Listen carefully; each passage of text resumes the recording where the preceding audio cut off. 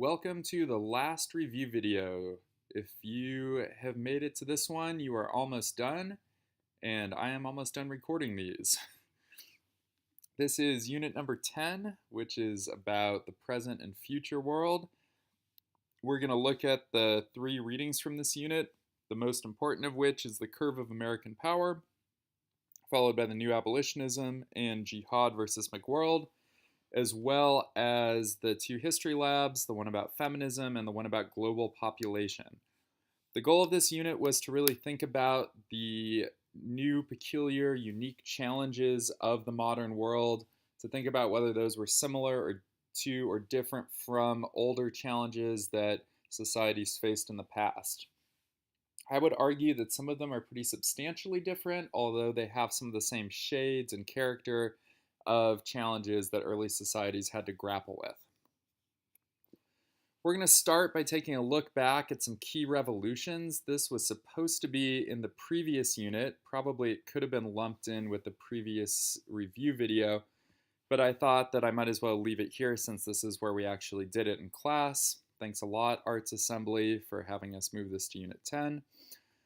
The first set of revolutions, if we're thinking about periodization and thinking about how things fit together, are the Atlantic revolutions of the late 1700s and early to mid 1800s. These take place in France and throughout other Western European countries, the United States, Latin America. The Haitian Revolution is important.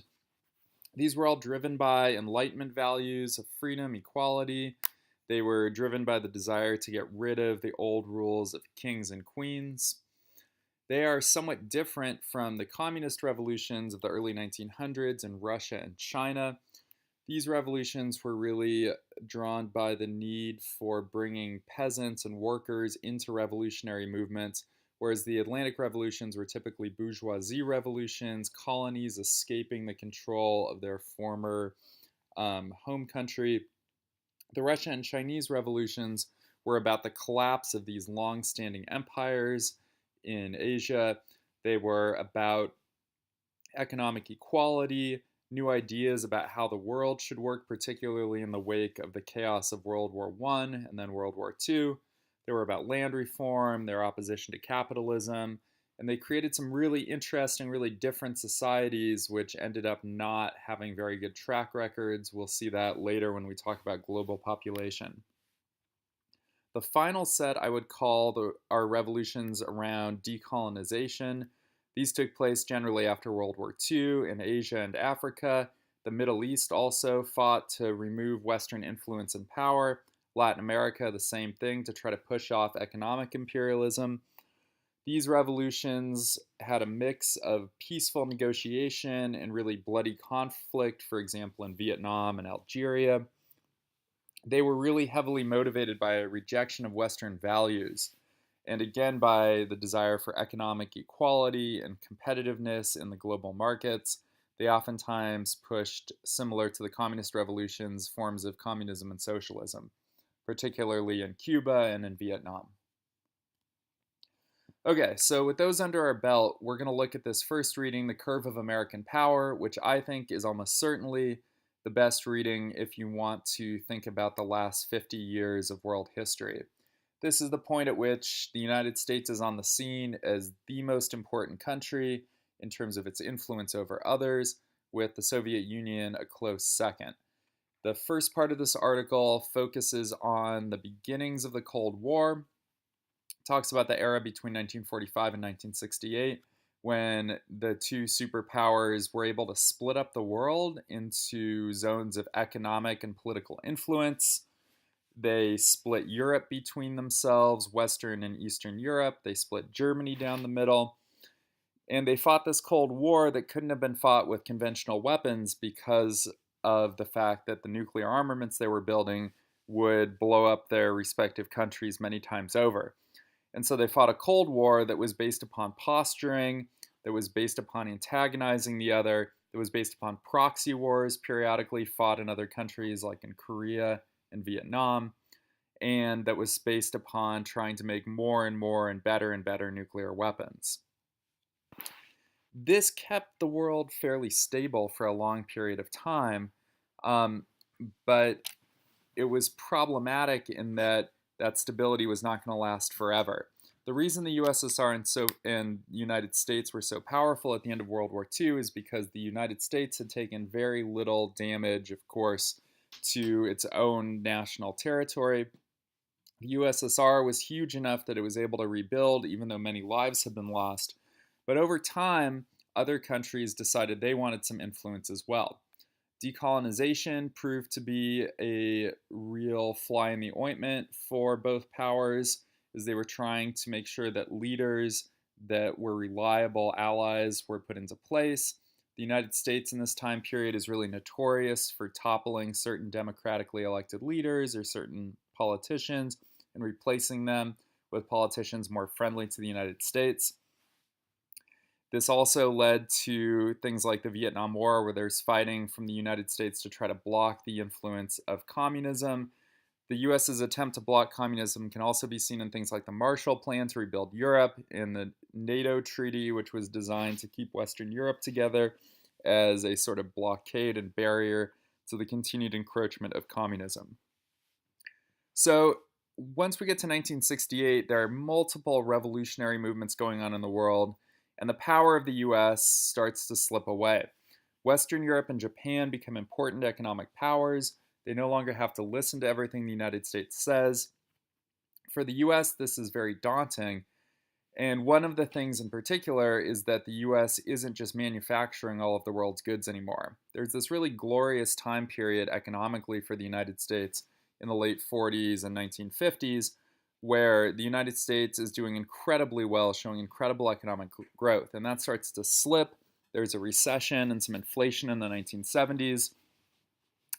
And the USSR, at the same time, is going through some slow economic collapse that speeds up as some reforms are enacted in the late 1980s. By 1991, the Cold War is over. The USSR breaks into its respective nations that had formed it in the first place. And since that point, the article suggests that the United States has really struggled to figure out how it should be the one superpower in the world. The writer of this piece, Emanuel Wallerstein, really argues that the United States has lashed out in an attempt to show that it's more powerful than it really is, and the results have really not been pretty. He talks about the war in Iraq as being a good example of the United States trying to show that they have the sort of power to influence and topple dictators anywhere in the world, but really there's no way for the United States military to ensure the stability of that region. And so by waging wars like that, Wallerstein says the US has lost its sort of moral authority in the world and is really struggling to figure out how it can influence and control things in a way that maximizes the benefit to itself. At the same time, there's other powerful economies growing, the most important one notably being China, which we'll talk about later when we talk about population. This history lab isn't particularly connected to the last reading, but it's a really crucial one for looking at the 20th century. We've talked a lot about the political aspects of the 20th century, and I think feminist movements fall into that nicely. Feminist movements should be looked at through the lens of the society that they came out of. So one of the first sources in this lab is from Alexandra Kollontai, and she talks about the idea that communism is going to get rid of the family as the key social unit. That basically all the jobs that are done in the family and at home are going to be split up in a communist way where they're all taken care of by various groups that focus and specialize on them. Childcare will be done in certain ways, house cleaning will be done in certain ways, and the idea is that no individual woman is responsible for all of those things in addition to working in some sort of job. And so she argues that communism really supports the ideals of women's equality, but also that communism is going to upset some of the structures in society, like the family, that have existed for thousands of years. First world feminism and third world feminism, I think we see, are also really different in the sources. The Andrea Dworkin source talks about first world feminism and talks about how really major strides have been made forward in terms of rights for women. And she focuses a lot more on specific issues that she thinks that first world countries have not taken care of very well. She talks about rape culture, about media portrayals, about equal pay for women in the workforce. That's really different than some of the ideas and resistance and movements that are coming through in the sources from third world developing countries, which are focusing a lot more on proper healthcare for women, um, other rights for women like divorce rights, um, ways of getting women in the workplace, ensuring that they have enough money to raise families, things like that. So I think the main thing to take out of this lab is the way in which we see reflections of the state of societies in feminist movements throughout the 20th century. And that a lot of these gains, I think, are linked to economic concerns and economic progress that women have made. As women have moved into the workforce and then moved into politics, they've been able to force new ways of imagining how women exist in the world that just weren't present in most societies over the previous few thousand years that agrarian communities have been settled down and the patriarchy has been in full effect. The New Abolitionism is an interesting article. It's in this class in a sense because I think it's important to see how historical analogies can be made and how one historical moment can inform us about another one. I'm not sure it's going to be the most useful piece to review for the AP test.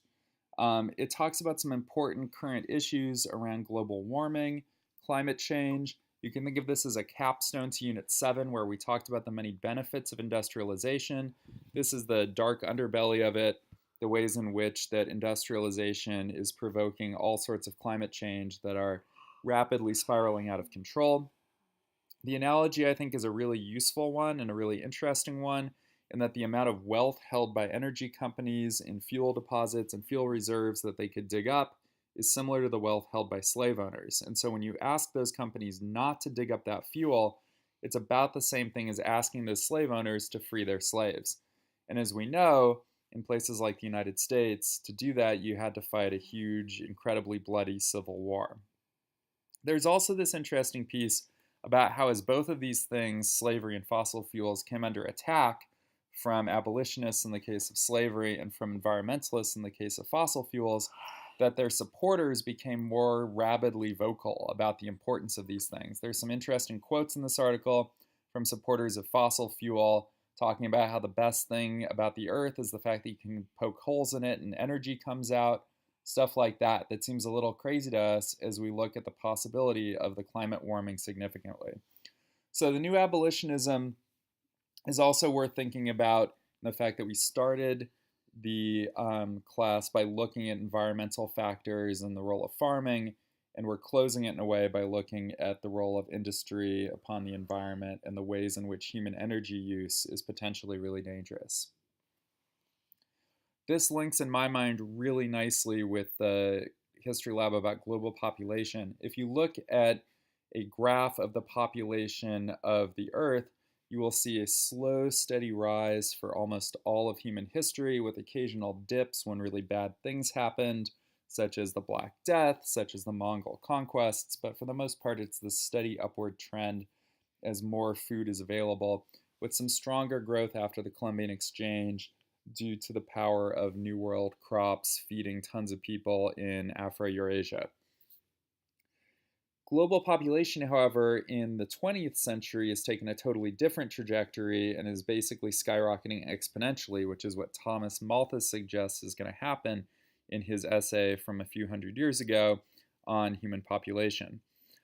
And the reason it's done this is twofold. One important piece of this is modern medicine, which has prevented many, many deaths, both sickness and deaths of women in childbirth. It's also due fundamentally to agricultural technology that from the Green Revolution that produces enough food to keep people alive. And the Green Revolution breaks down in a few different parts. One is genetically modified crops, and these crops are oftentimes resistant to various forms of disease. They have resistance to insects in some cases. They produce larger and tastier and more calorie heavy fruits and vegetables and grains.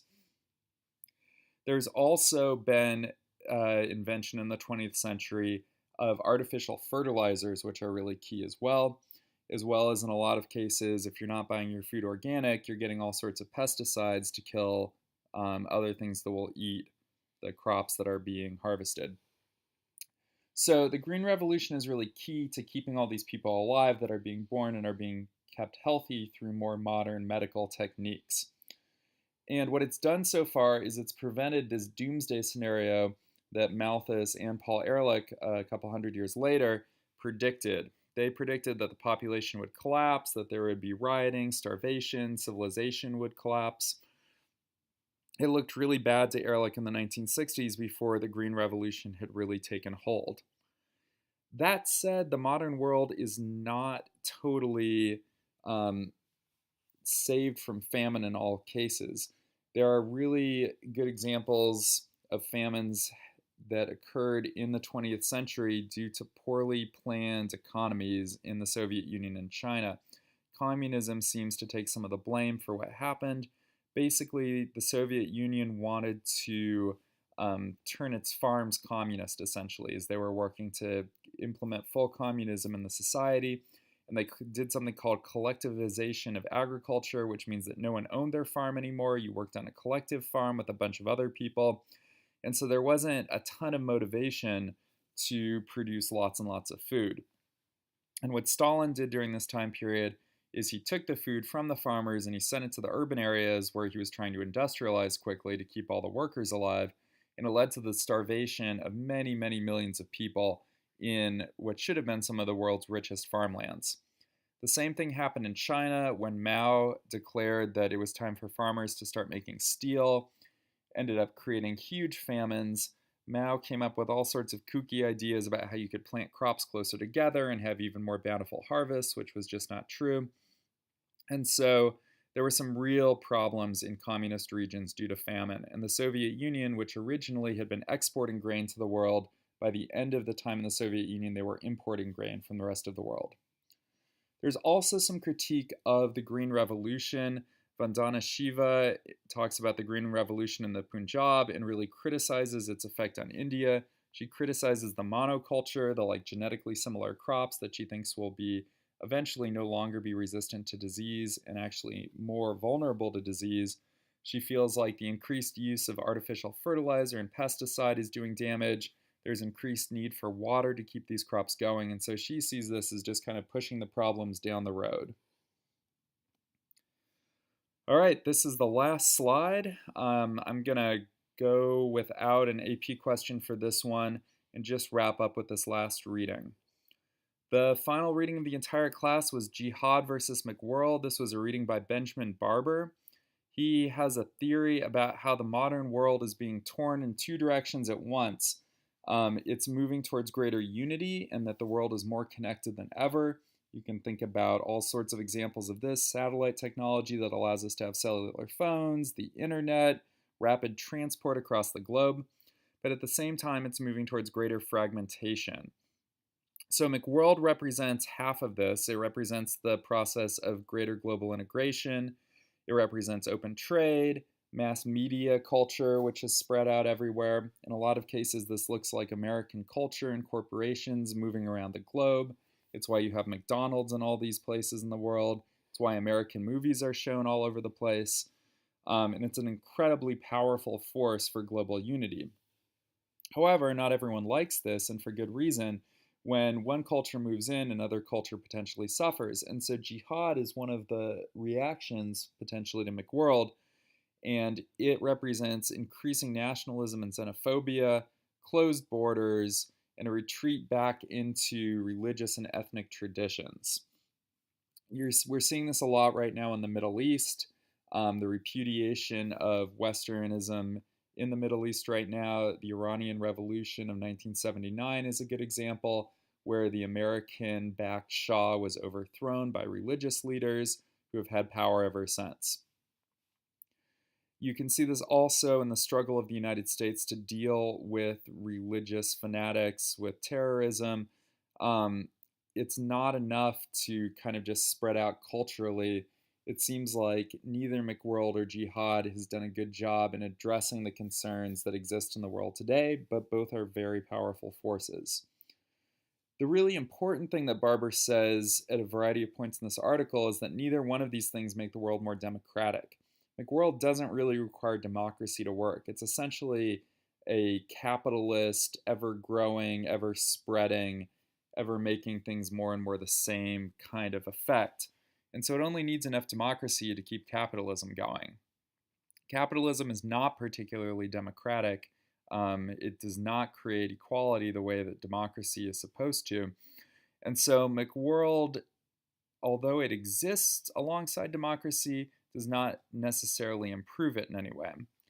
Jihad is also fairly anti democratic in that most countries that have moved in this direction of nationalism, of xenophobia, of closed borders, are run by these autocratic rulers, single people who sort of say, hey, this is the direction the country's going, we're going to be powerful again, we're going to reestablish our like national sovereignty and like keep out the influence of others.